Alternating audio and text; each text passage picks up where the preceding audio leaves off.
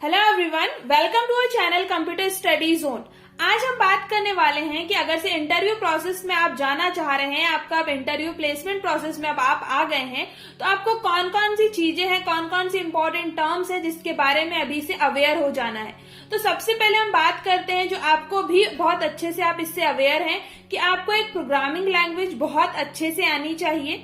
अब वो programming language जिससे आपने बहुत अच्छे से कर रखी है, आप ये कोशिश करें कि आप उससे रिलेटेड प्रोजेक्ट्स पर काम करें, वो प्रोजेक्ट्स आपके पास हो। सेकंड, उससे रिलेटेड अगर से आपने प्रोजेक्ट बनाया है तो उससे एक आप छोटा सा एक रिसर्च पेपर भी रेडी रखें, क्योंकि वो आपके कहीं ना कहीं रिज्यूम के साथ बहुत अच्छे से जाता है।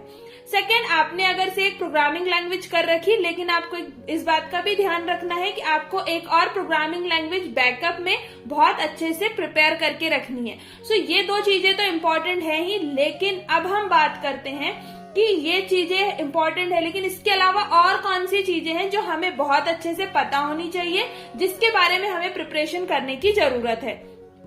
तो आज हम उन्हीं सब्जेक्ट्स के बारे में बात करेंगे जो आपने स्टार्टिंग से पढ़ते आए हैं और अभी एंड सेमेस्टर तक आप पढ़ेंगे। ये वही सब्जेक्ट है जो आपके यूनिवर्सिटी एग्जाम के लिए हेल्पफुल थे, लेकिन अब ये सब्जेक्ट आपकी हेल्प करेंगे आपकी इंटरव्यू प्रोसेस में, आपकी प्लेसमेंट प्रोसेस में।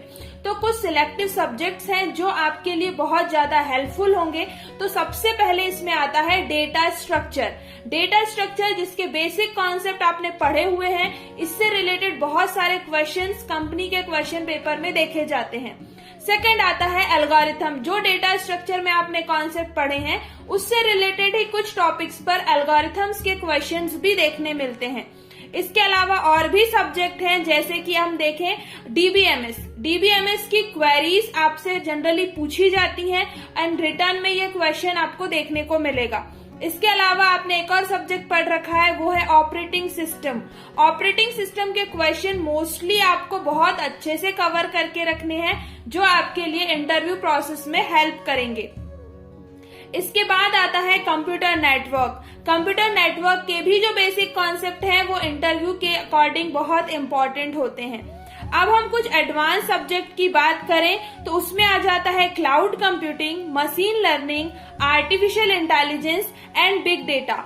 ये जो सब्जेक्ट है ये अभी लेटेस्ट टेक्नोलॉजी पर बेस्ड, इसमें जो क्वेश्चंस पूछे जाते हैं आपको उस अकॉर्डिंग प्रिपेयर करना है। सो आपने अभी तक जो माइंडसेट था एक प्रोग्रामिंग लैंग्वेज पर ही आप काम कर रहे थे, अब आपको वो टाइम आ गया है कि अब आप इन सब्जेक्ट पर भी फोकस करना स्टार्ट कर दें, क्योंकि जो क्वेश्चंस होंगे प्रोग्रामिंग लैंग्वेज के होंगे। नो डाउट कि प्रोग्रामिंग लैंग्वेज के क्वेश्चंस नहीं आएंगे, एल्गोरिथम्स नहीं आएंगी, लेकिन आपको ये सब्जेक्टिव क्वेश्चंस भी इंटरव्यू प्रोसेस में आपको देखने के लिए मिलते हैं। सो आपको अब ये चीजें पता चल गई हैं। अब सेकंड वर्क ये आता है कि आप सब्जेक्टिव साइड से पूरे प्रिपेयर हैं, तो अब आपने जो लैंग्वेज सिलेक्ट करी थी उस अकॉर्डिंग आप किस किस कंपनी के लिए जा सकते हैं, आपको वो लिस्ट प्रिपेयर करनी है। आप जिस भी सिटी में है, जिस भी प्लेस में आप जाना चाहते हैं, वहां पर कौन कौन सी कंपनी है जो आपकी फील्ड में, आपकी टेक्नोलॉजी पर, आप जिस प्रोग्रामिंग लैंग्वेज पे काम कर रहे हैं उसमें वो जॉब प्रोवाइड करती है। तो सेकंड स्टेप अब आपको क्या करनी है, सब्जेक्ट आपके प्रिपेयर हो गए। सेकंड स्टेप आती है कि आपको किस प्लेस में कौन सी कंपनीज हैं, टॉप 10 कंपनीज या टॉप 5 कंपनीज आपको सिलेक्ट कर लेनी है। उसके अकॉर्डिंग थर्ड स्टेप में हम जाएंगे कि ये जो हमने कंपनी सिलेक्ट करी है, इनकी सिलेक्शन प्रोसेस क्या है। सो आप थर्ड स्टेप में गए और आपने देखा कि इसकी सिलेक्शन प्रोसेस ये है और आपको अब उस पे काम करना है। हो सकता है कि हमने जो सब्जेक्ट पहले डिस्कस किए थे उसमें से वो सब्जेक्ट ना हो, या उसमें से कुछ ही सिलेक्टिव सब्जेक्ट्स पर वो कंपनी पूरी अपनी सिलेक्शन प्रोसेस करती है। तो ये एक आप स्टेप्स के थ्रू जाएंगे, एक फाइनल स्टेप के थ्रू कि आप ये प्रोसीजर फॉलो करते हुए, तो आपका एक जो प्लेसमेंट वाला जो पार्ट है वो बहुत अच्छे से स्मूथली हो जाएगा। सो आपको अभी आइडेंटिफाई करना होगा कि आपने, ठीक है, सब्जेक्ट पढ़ करके आपको पूरे कंप्लीट नहीं करने, आपको ये भी आइडेंटिफाई करना है कि कौन सी कंपनी में, कौन सी फील्ड में, किस प्लेस पर आपको जाना है और उनका सिलेक्शन प्रोसेस क्या है।